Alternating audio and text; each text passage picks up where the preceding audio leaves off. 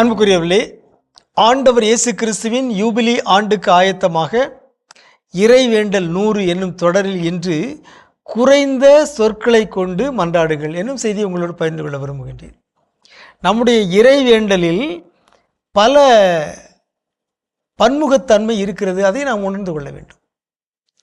இறைவேண்டலில் தனியாக இறைவேண்டல், குடும்பமாக இறைவேண்டல், திறவை சமூகமாக இறைவேண்டல் என்று ஒரு தன்மை இருக்கிறது. பல்வேறு விதமான மன்றாட்டுகள் இருக்கின்றன. இறை புகழ்ச்சி, மன்னிப்பு, மன்றாட்டு, அர்ப்பணம், ஆராதனை என்று பல கூறுகள் இருக்கின்றன.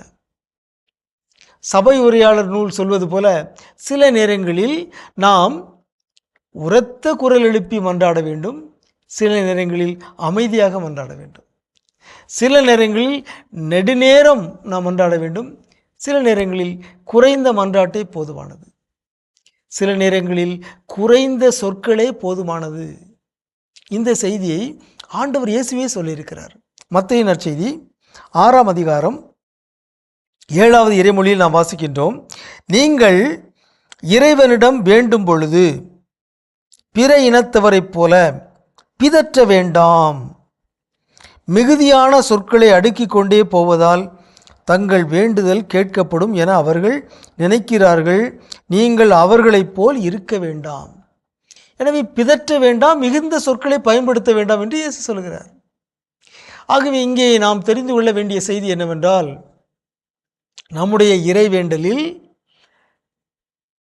குவான்டிட்டி வர்சஸ் குவாலிட்டி, அதாவது எண்ணிக்கை அல்ல, தரமே சிறந்தது, மேலானது. எனவே மிகுதியான சொற்கள் இறைவேண்டலுடைய தரத்தை கூட்டுவதல்ல, இறைவேண்டலுடைய தன்மை, இறைவேண்டலுடைய மனநிலை, இறைவேண்டல் செய்பவருடைய உள்ளத்து நிலை, அதுதான் முக்கியம். ஆகவே சில நேரங்களில் நீங்கள் நிறைய சொற்களை பயன்படுத்தி இறைவேண்டல் செய்யுங்க, சில நேரங்களில் குறைந்த சொற்களே போதுமானது. சில நேரங்களில் அமைதியை விட மிகச்சிறந்த சொல் வேறு ஒன்றுமே இல்லை. ஆண்டவர் முன் அமைதியுடன் காத்திருங்கள், திருப்பாடல் 37 சொல்கிறது. ஆகவே அமைதியாக நாம் இறைவேண்டல் செய்யலாம், குறைந்த சொற்களை கொண்டு இறைவேண்டல் செய்யலாம். இயேசுவே உமக்கு நன்றி, இயேசுவே உமக்கு புகழ், ஆமேன், அப்படியே ஆகட்டும். எல்லாம் அருமையான ஜெபங்கள். இயேசுவே தாவீதின் மகனே பாவியின் மேல் இரக்கமாயிரும்.